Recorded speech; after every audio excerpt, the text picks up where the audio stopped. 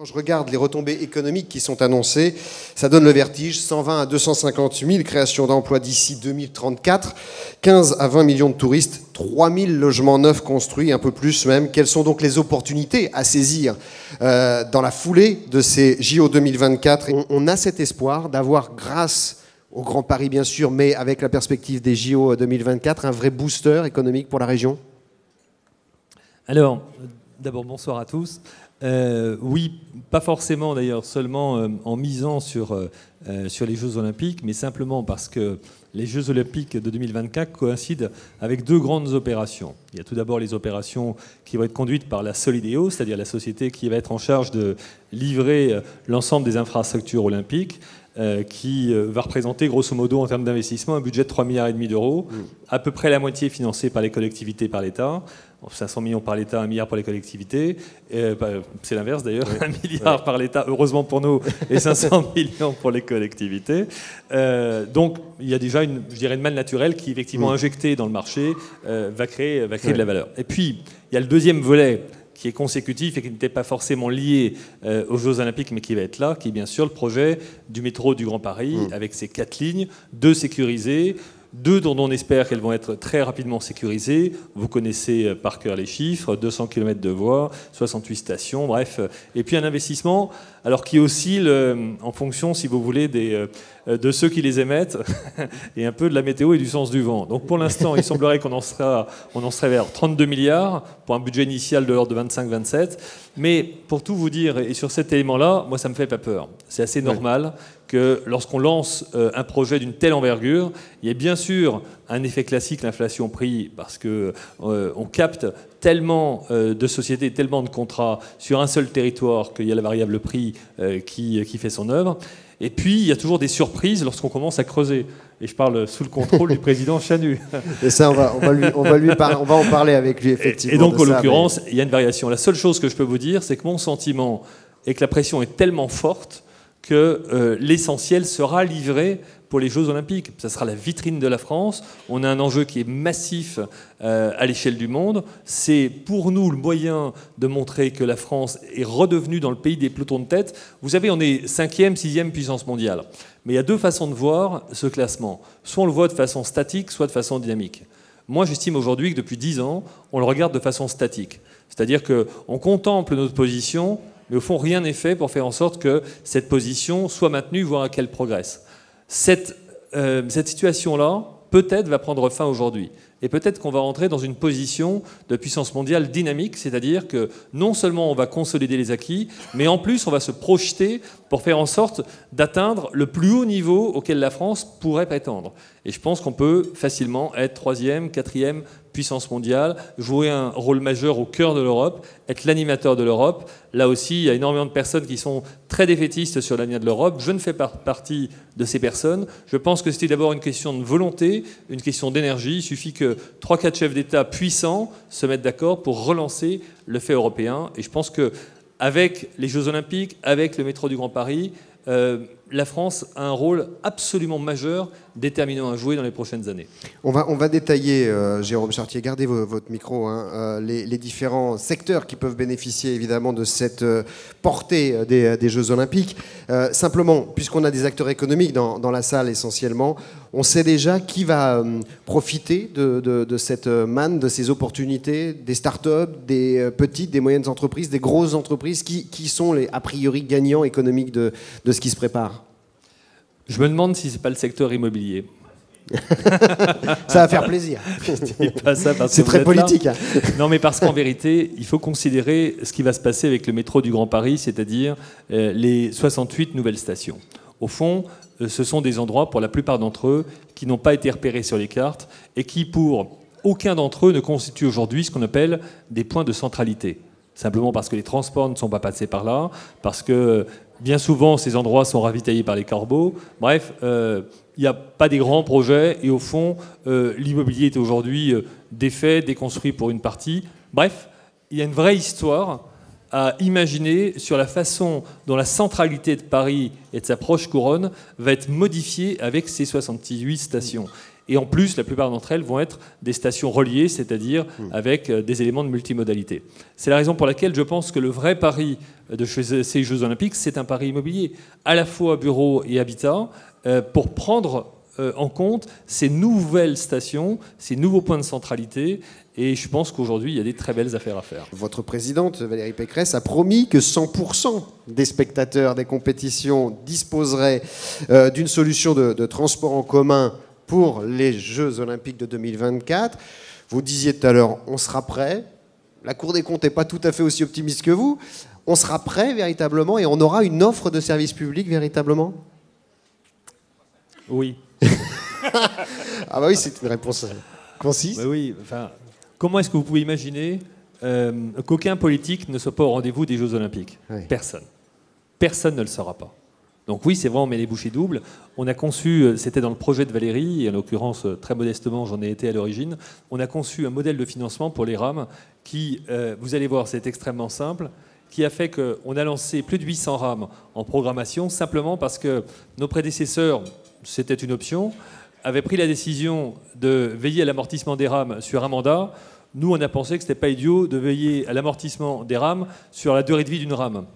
Oui, donc mécaniquement, si vous voulez, on a dégagé, comment vous dire, un peu de marge de manœuvre, et puis bien sûr, les taux fantastiquement bas, le long terme qui est privilégié pour ce genre d'investissement, fait qu'on a dégagé, si vous voulez, un effort colossal en termes d'équipement des rames. Maintenant, on a un autre sujet, qui est un sujet très important, qui ne relève pas malheureusement seulement de la région, qui est les infrastructures ferroviaires qui, là, doivent être remises à niveau. Et en l'occurrence, c'est un bras de fer que Valérie livre en ce moment avec ses partenaires, notamment Réseau Ferré de France, la SNCF, pour faire en sorte que le niveau soit bien là. Mais je reviens sur ce que vous disiez très justement. Oui, bien sûr, il n'y aura pas que des solutions de transport en commun. La seule chose, c'est que j'étais au CES à Las Vegas il y a quelques jours.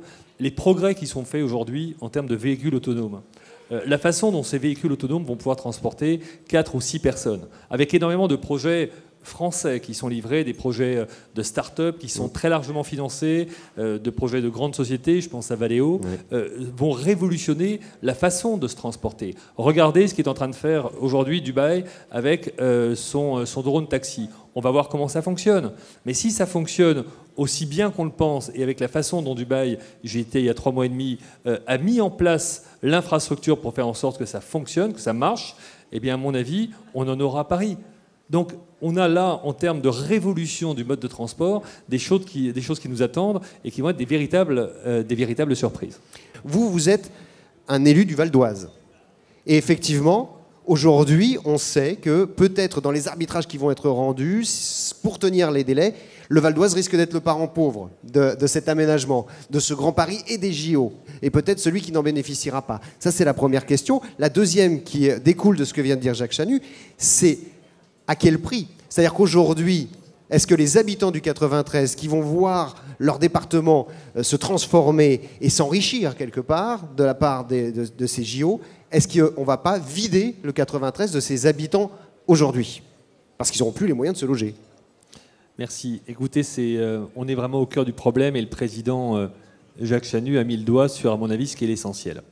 Il se trouve que j'ai été chargé par Valérie de la question de ce qu'on appelle, vous savez, la métropole du Grand Paris.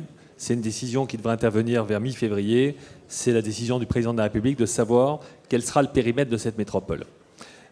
J'étais au début du mois de septembre à San Francisco et j'y étais parce qu'à Palo Alto, ils ont un problème qui est que l'afflux d'ingénieurs, c'est plusieurs dizaines de milliers d'ingénieurs en plus dans les 4 ans, fait que pour ceux qui connaissent le coin, East Palo Alto, qui jusqu'à présent accueillait tous les services des grandes compagnies informatiques, c'est-à-dire les pompiers, les infirmières, bref, l'ensemble des services, toutes ces personnes-là vont être obligées de quitter par la pression immobilière Palo Alto East et trouver un endroit à 50, 60, parfois 100 km pour aller habiter.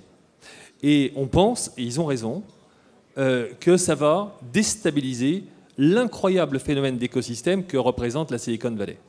Et je pense qu'ils ont raison, parce qu'à force d'éloignement, les gens simplement vont vouloir soit aller travailler ailleurs, soit les prix vont augmenter. Bref, le modèle va être transformé.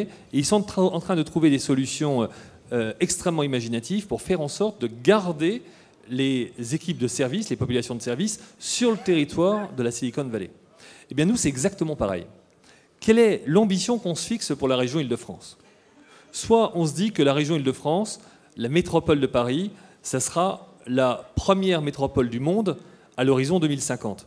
Ce n'est pas juste comme ça une vue de l'esprit. Vous savez, dans les années 60, lorsque Paul Delouvrier se voit confier par le général de Gaulle l'avenir de la région de Paris, il conçoit en 1964 l'ensemble des départements. En 1968, il met en place des départements pour pousser les préfets à aménager et faire en sorte que l'on ait les villes nouvelles et que l'on commence à avoir davantage de construction. Et puis, le président Chanu a parfaitement raison, c'est vrai. Les élus qui ont la maîtrise du plan d'occupation des sols 20 ans plus tard freinent l'immobilier et, en l'occurrence, empêchent la métropole de Paris de se développer comme s'est développée la métropole du Grand Londres. Il y a toujours un élément, moi, qui me frappe, c'est qu'en 1964, Paris est imaginé avec le périmètre de la région Île-de-France pour être la métropole de Paris, et qu'au même moment, en 1965, c'est la métropole de Londres qui est imaginée sur le périmètre, sauf qu'aujourd'hui, la métropole de Londres, elle fait 7,5 millions d'habitants dans le périmètre, et qu'au total, l'aire métropolitaine, ça fait 13 millions. Ça veut dire qu'ils ont explosé le périmètre de la métropole du Grand Londres tel qu'il l'avait prévu en 1965. Nous, on a à peine consommé 40% de l'espace tel qu'on l'avait prévu en 1964. Vous voyez, c'est ça qui est terrible. C'est qu'en fait, on a considérablement freiné le développement, l'aménagement immobilier pour faire en sorte que Paris soit la plus grande métropole du monde. Donc là, on a un vrai défi pour savoir si on veut cela, ce qui signifie tout simplement avoir l'ambition d'une métropole qui est à l'échelle de la région et confier les pouvoirs d'aménagement du territoire au niveau régional. Ce n'est pas juste pour se faire plaisir, c'est parce qu'il faut pousser la construction. C'est vital si on veut éviter que le phénomène Palo Alto se reproduise en Île-de-France, parce qu'il peut se produire. Un élément supplémentaire, aujourd'hui, on est sur une autre vision de l'habitat. On a envie de l'habitat horizontal. Et en plus, on peut se le permettre parce que les moyens de déplacement, les technologies de l'information font qu'on n'est pas obligé forcément tous d'habiter dans la même tour. Moi, il y a le charme des tours, c'est incontestable, mais aussi il y a l'attente des habitants de Paris, d'Île-de-France, d'avoir, je dirais, une habitation un peu plus desserrée. Ça, c'est un enjeu majeur et ça tombe bien, on a de l'espace à consommer. Voilà la raison pour laquelle, sur les 4 lignes de métro du métro du Grand Paris, on n'a pas le choix de les aménager. Parce que c'est l'ambition d'une métropole mondiale.